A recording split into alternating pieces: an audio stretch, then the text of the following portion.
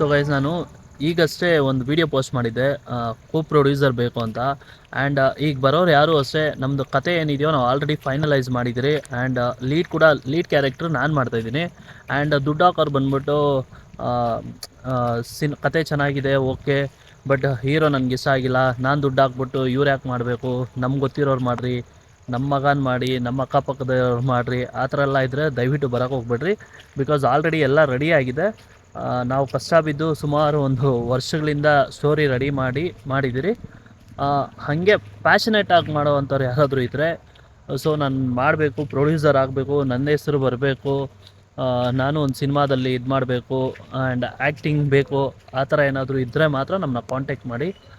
Because ನಾವು producer ಸಿಕ್ಕಲಿ, ಕೋ producer ಸಿಕ್ಕಲಿ, ಇಲ್ಲ ಅಂದರೆ ಕೂಡ ನಾವು ಸಿನಿಮಾ ಶೂಟಿಂಗ್ ಅಂತೂ ಸ್ಟಾರ್ಟ್ ಮಾಡಿ ಕಂಪ್ಲೀಟ್ ಮಾಡ್ತೀರಿ.